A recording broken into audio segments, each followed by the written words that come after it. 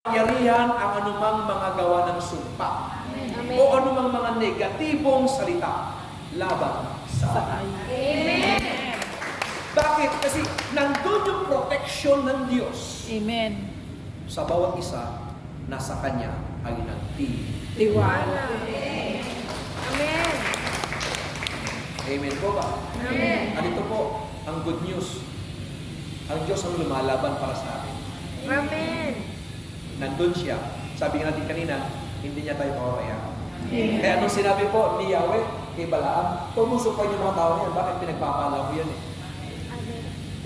Kaya kapag pinagpapala ka ng Diyos, kapag bayan ka niya, anak ka niya, walang anumang salita na makapananaig laban sa iyo, maski anong masamang gawang salita ng sinumang tao. Amen. Amen po? Amen. Kaya sabi natin kanina, lalo po doon sa mga nananatili. Kasi kapag ikaw ay wala sa grasya ng Diyos, siyempre, yung proteksyon wala. Amen? Puputatiin ka ng gawa ng Diablo. Makakapanay kang gawa ng masama kung wala ka sa Panginoon. Sabalit kapag ikaw ay nagtitiwala sa Diyos at nananalig sa Kanya, again, hindi Kanya kamamayaan. Amen. Ang Kanyang proteksyon ay naroon lagi. Kaya tignan niyo po, di ba, ang mga Israelita, kailan nasasakop ng kalaban? Kailan sila kailan sila nagkakaranas ng tagutong? Kapag sumuway sa Diyos. Kaya kapag sumuway tayo sa Diyos, di ba, alam mo na. Bakit ganito buhay ko? Eh lalo kapag nagsalita kang buwisit na buhay ko, ano yun? Diyos ko bang mo?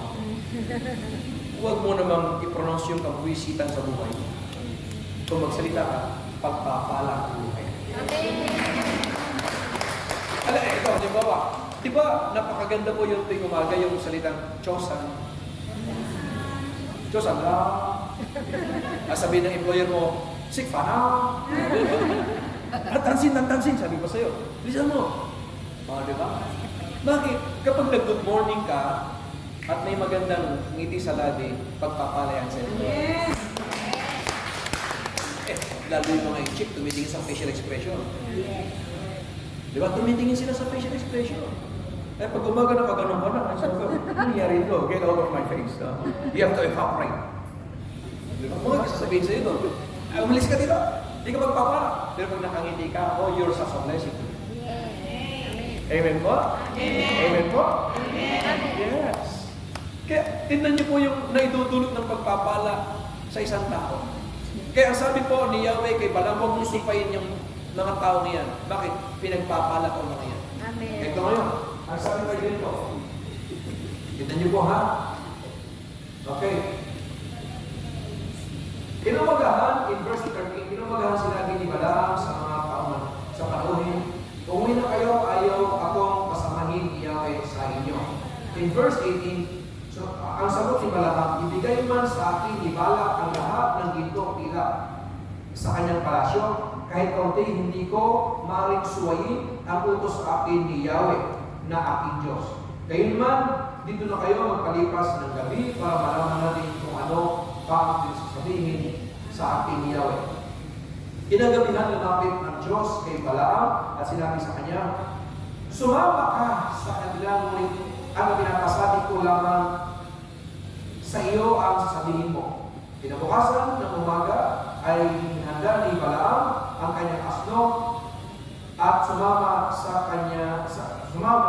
mga pinuno ni Balaam. Kasama ang dalawa niyang utusan. Nagalit ang Diyos dahil sa pangyayaring ito, kaya hinagdaran ng anghel ni Yahweh ang daraanan ni Balaam. Nakatayo sa daan ng anghel, hawak ang kanyang tabak. Nang makita ng asno ang anghel, lumis ito sa daan at nagpunta sa bukirin. Kaya pinalo ni Balaam at pilit na pinababalik sa daan. Ang anghel naman ni Yahweh ay tumayo sa makitid na daan sa pagitan ng ubasan at mga pader. Nang makita siya ng asno, sumiksik ito sa pader at naipit ang paa ni Balaam. Kaya muli itong pinalo ni Balaam. Ngunit ang anghel ay humarang muli sa lugar na wala ng malilihisan ang asno. Nang makita na naman siya ng asno. Nahiga na lamang ito, kaya nagalit si Balaam at muling pinalo ang asno. Ngunit pinagsalita ni Yahweh, makinig po kayo in verse 28. Ngunit pinagsalita ni Yahweh ang asno. Ito ngayon yung nagsalita yung asno. Ha? At itinanong dito kay Balaam, ano bang kasalanan ko sa iyo? Bakit 3 beses mo na akong pinapalo? Sinabi ni Balaam sa asno, pinalo kita sapagkat ginagawa mo akong hangal. Kung may tapak lang ako, baka napakain na kita. Sinabi ng asno kay Balaam, hindi pa ako ay iyong asno, at sa simula ba ako na ang nasasakyan mo? Ginawa ko na pa ito sa iyo, sagot ni Balaam. Sa sandaling ito ay ipinakita ni Yahweh kay Balaam ang anghel na nakatayo sa daan at may hawak pa rin kabak sapagkat nagpapira pa si Balaam. Tingnan nyo, sumusuway si Balaam. Dahil yun nga, hindi na nais po na magpatuloy siya. Although nandun yung order na pumunta siya. Pero nagalit po si Yahweh. Lalo nung pinalo niyang price yung asno. At nandun yung anghel ni Yahweh na nagpapakita sa asno. Hanggang sa pinagsalita ni Yahweh ang asno. Bakit? Kasi nga po, ulitin ko, pag pinagpapala ng Diyos ang tao, walang sinumang ibig na makasumpa sa tao. Ang pagpapala ni Yahweh ay naroon sa mga kanyang bayan. Kaya bestowing God's blessing. Walang sinumang makakahadlang sa pagpapala na ipagkakaloob ni Yahweh sa kanyang bayan. Amen. Ikaw na nananalig sa kanya, walang hahadlang sa pagpapalang gagawin sa iyo ni Yahweh. Amen. Ikaw na nagtitiwala sa kanya, anumang balakin ng gawa ng diablo na hadlangan ka para pagpalain, hindi makakapanaig ang gawa ng diablo. Bakit? Nandyan na yung blessing ni Yahweh. Ibig sabihin po nun, ito ho, sa pasimula pa lamang, nais ng Lord na tayo po'y pagpalain. Lalo't higit, nung tayo'y nagtiwala sa Kanya, andon, patuloy na ipaparanas ang pagpapalang ito. Yung pagkakaloob na iyan ng pagpapala. Again, pagpapala na nandun lagi siya nakatunghay sa atin. Amen. Pagpapala po yan yung lagi niyang pagtunghay. Ibig sabihin nun, yung hindi niya pagpabaya. Amen. Yung kanyang pag-ingat, pagpapala yan. Amen. Yung kanyang gabay, pagpapala yan. Amen. Kaya nga, andun siya to look after us. Amen ho ba? Kaya kung saan ka man pupunta, ito nung it was, ano ba yun? Thursday yata. Nung isang araw, sabi ko ng ating kasama po, kasi naglakad po kami, papunta po doon sa may St. Joseph. Naglakad kami ng kaunti kasi meron pong haggard. Hindi haggard na mukha, kundi haggard na yung patrol. Haggard patrol. Kasi nga, meron po doon sa lugar na yun parang mga nag-rally na binabantayan sila. Kaya medyo nag-forward kami doon sa kuhanan ng taxi. Sabi ko ng isang kasama namin, alam mo Brother Orel, salamat sa kabutihan ng Diyos. What she's trying to tell me is yung protection ng Diyos. Bakit? Alam niyo ba na sa Biko ba yun? Dahil lang sa Biko, nailigtas sila. Bakit?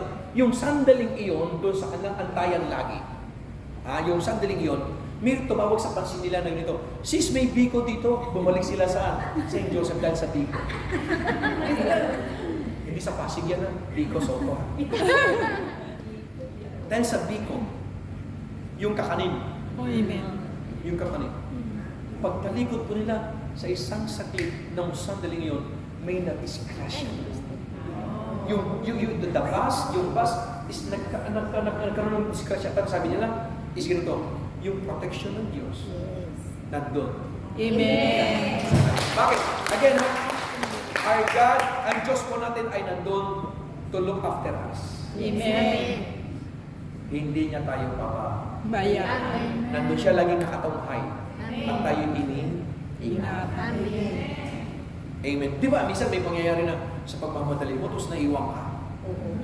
Pero alam mo po, hindi naman natin ibig sabihin na salamat din tayo nakasakay at buti ka sa kanila, di ba? Hindi naman ibig sabihin natin yun. Pero inilayo ka na ng Diyos sa disgrasya. Amen. Kasi may nangyari doon. Amen. Di ba ba?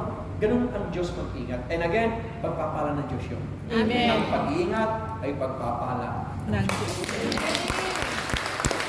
So makita po natin dito, ng pagpapala, hindi lang sa material. Hindi lang sa financial.